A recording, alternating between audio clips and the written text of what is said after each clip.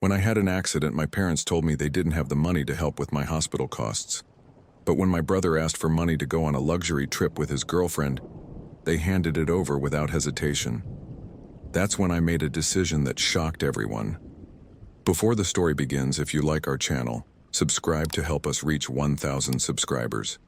And now we invite you to enjoy a story with an unexpected ending. Have you ever felt like the people who are supposed to take care of you are the first to turn their backs when you need them the most? I never imagined I'd be abandoned, especially by my own parents. It was a Sunday afternoon, and the sky was crystal clear. I had always been an active person, and that day was no different. I was biking home after a long day volunteering at the city animal shelter. It seemed like an ordinary day until the deafening sound of a car horn echoed behind me. I had no time to react. Everything happened in the blink of an eye. When I regained consciousness, I was lying on the asphalt with searing pain in my arm and leg. People surrounded me trying to help, but their voices felt distant, as if I were trapped in a nightmare. "Don't move, the ambulance is on its way," someone said. At the hospital, the doctors were quick to assess the damage. I had fractured my left arm in 2 places and would need surgery to repair it. My knee was dislocated, which would require intensive physical therapy. I was scared, but hopeful. After all, my parents had always said family is everything, and I believed they would stand by me no matter what. But the reality waiting for me at home was far from what I expected.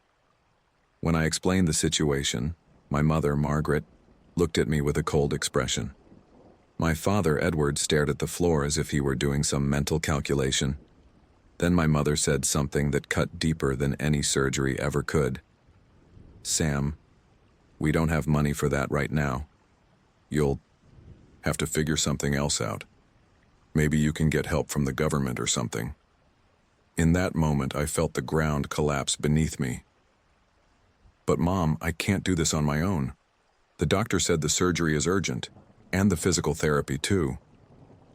She shook her head, unmoved. "Michael needs our help too, you know. Money is tight. We can't perform miracles." My brother Michael, he was always the golden child, the favorite, the one who never heard the word no. Even so, I tried to convince myself that this was just a coincidence. Maybe their finances really were tight this time. Maybe I was being selfish for not understanding. But I was wrong. So very wrong. And I only realized it a few days later, when my brother showed up with a beaming smile, proudly announcing that our parents had just given him an all-expenses-paid luxury trip to the Bahamas with his girlfriend. At that moment, something inside me shattered. The days following the conversation with my parents were hard. My body ached, but it was the invisible wound that hurt the most. I was hurt, confused, trying to justify their behavior. Maybe it really was true that money was tight. Maybe I was being unfair for expecting so much. But the truth revealed itself in the cruelest way.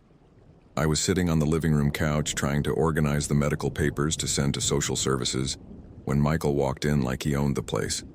He was beaming, holding a bag full of travel catalogs and brochures. "You won't believe it," he laughed, throwing himself onto the couch next to me. "Mom and Dad gave me the money to take Jennifer to the Bahamas. We're finally going on that trip she's been dreaming of."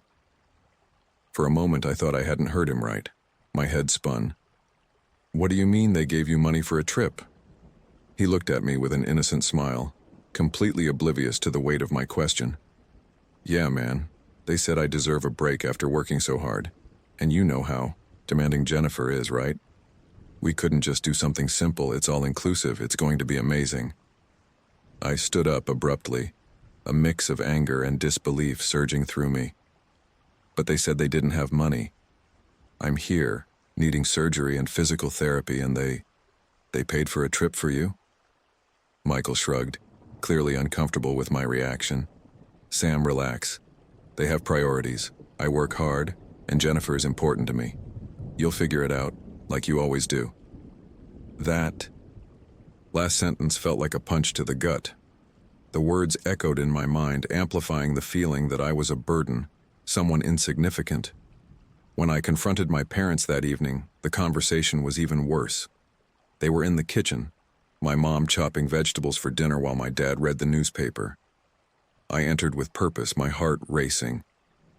I want to understand. You told me you didn't have money, but you gave Michael money for a luxury trip? My mom sighed, not even pausing as she, continued chopping. Sam, you need to understand that Michael has a lot of responsibilities. He deserves a little rest. Besides, he works and contributes to the household. Contributes? I work too, and I'm not asking for luxury. I'm asking for help with my health. How can you justify this? My dad lowered the newspaper slowly, looking at me with a weary expression. Sam, we don't have to justify anything. We did what we thought was right. If you want the surgery so badly, go find the money. Yourself. You're an adult. The anger rose in my throat, but I held it back. An adult? I'm an adult who's expected to manage alone, but Michael gets treated like royalty. This isn't fair, and you know it. Irritated, my mom slammed the knife onto the cutting board. Enough, Sam. Life isn't fair. If you can't accept that, it's your problem. I left the kitchen, my eyes brimming with tears. For the first time, I realized I couldn't rely on them. And in that moment of despair, an idea began to take shape in my mind. If I had no one to help me, I would have to do it myself. That rejection destroyed me inside, but it also ignited something new. A determination that no matter what, I would never depend on them again. After that night, I was no longer the same. The sting of rejection still burned, but now there was something stronger inside me. An unrelenting drive to change my life and prove that I didn't need them. My first battle was my health. The surgery was essential, but without money, it seemed impossible. Instead of drowning in despair, I began searching for alternatives. I spent countless nights researching healthcare assistance programs, NGOs that could help, and even online fundraising campaigns. During one of those searches, I stumbled upon a local initiative called Hope for Healing, which helped people in critical situations access medical treatments at reduced or even no cost. I carefully filled out the application, attached all the required documents, and sent it off with a silent prayer.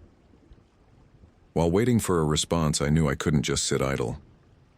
I started selling anything I could. My bicycle, which now only brought painful memories, was the first to go. Then books, clothes, and even a few electronics I had stashed away. Every penny I saved felt like a small but meaningful victory. Amid all this, I found a part-time job at a local cafe. The owner, a kind woman named Linda, was warm and understanding. When I explained my situation, she didn't hesitate to offer me a position. You've got grit, Sam. I like people like that. You can start tomorrow. The days at the cafe were exhausting. I spent hours on my feet, serving customers and cleaning tables, all while enduring the constant pain in my knee. But each day that passed was another step closer to the independence I craved. It was during one of those long shifts at the cafe that I got the phone call that changed everything. It was from Hope for Healing. Sam Carter, we have great news. Your application has been approved. We've partnered with a hospital that will perform your surgery for free. We've also secured support for a few initial physical therapy sessions. I gripped the phone tightly, tears streaming down my face. The voice on the other end kept talking, but I could barely hear it. For the first time in weeks, I felt like there was a light at the end of the tunnel. After the surgery, recovery was slow but full of small victories. Every movement I managed to make, without pain, was a reminder that I was on the right path. Yet something still bothered me. My parents and Michael continued to act as if nothing had happened. They didn't ask how I was doing or how I had managed to resolve everything on my own. That's when I decided my silence was over. I didn't just want to overcome the situation. I wanted to confront them, not out of revenge, but to show them that I was no longer someone they could ignore. With my recovery nearly complete and a newfound determination coursing through my veins, I was ready to face my family. My physical recovery was nearly complete, but I knew there was another wound I needed to heal, the emotional one. It was time to face my parents and Michael. This wasn't about seeking their approval or an apology. It was about freeing myself from the cycle of injustice and favoritism. I chose a Sunday evening when I knew everyone would be home. They were in the living room, watching TV as if nothing had happened. Michael held the remote, laughing at something on the program, while my parents seemed relaxed, casually chatting about the trip my brother had taken. I walked in and turned off the TV, drawing surprised looks. "Sam, what are you doing? We're watching," my mom protested, frowning. "We need to talk now," I replied, keeping my voice steady. Michael sighed dramatically, tossing the remote onto the couch. "If this is just more complaining, don't bother." I looked directly at him, feeling the anger bubbling, inside but keeping it contained. "This isn't just about you, Michael. It's about everything. How I was treated like I didn't matter while you all watched me struggle with my health." My dad sighed, setting aside the newspaper. "Sam, we don't have time for more drama." "Drama? You think this is drama?" My voice trembled with restrained emotion. I had to sell my belongings, work through pain, and rely on the kindness of strangers to get the surgery you said you couldn't afford. All while you funded Michael's luxury trip. My mom crossed her arms, looking annoyed. "Sam, you're overreacting. We did what we thought was right. Michael needed that trip to relax. He works hard." "Works hard?" My voice rose before I could stop it. "I work hard too. And all I asked for was help with something essential, my health. Not a luxury, not a gift. You didn't just ignore me, you left me behind as if I didn't matter." Michael rolled his eyes, clearly uncomfortable. "Oh, great. Here comes the victim speech." "Victim?" I turned to him, no longer holding back. "You've always had everything handed to you. I've had to fight for every scrap of attention while you were treated like royalty. But you know what's worse? It's not even the favoritism. It's the disregard, it's the silence, it's knowing that when I truly needed you, none of you even asked if I was okay." For a moment, no one responded. The silence in the room was almost suffocating. My mom avoided my gaze, my dad looked uneasy, and Michael, for the first time, didn't have a sarcastic remark. I took a deep breath, trying to steady my emotions. "I'm not here to ask for an apology or for you to treat me better. I'm here to say that it's over. I'm done trying to earn your love. I'm done accepting being treated as less. From now on, I choose myself." My mom tried to interject. "Sam, you're being ungrateful. We've always done the best we could." "No, Mom. You've always done the best you could for Michael. I was just the child you tolerated. But you know what? I'm fine with that. Because through this, I've learned something. I'm stronger than you ever gave me credit for." I turned and walked out of the room, leaving them behind. For the first time, I felt like a weight had been lifted off my shoulders. At that moment, I realized I didn't need their approval to be happy. I had fought my battles alone, and now it was time to start a new chapter, free from the chains of the past. The days following the confrontation were a mix of relief and uncertainty. While I had finally said everything that had been weighing on me, part of me wondered if my parents and Michael would reflect on what had happened. Still, I knew I couldn't wait for that. My priority was to build an independent life, far from the toxic dynamics I'd left behind. I returned to my job at the cafe with a sharper focus than ever. Linda, my boss, noticed my dedication and began teaching me more about the business. Before long, I was helping with the cafe's operations, managing inventory, dealing with suppliers, and even learning the basics of business management. For the first time in my life, I felt truly capable and valued.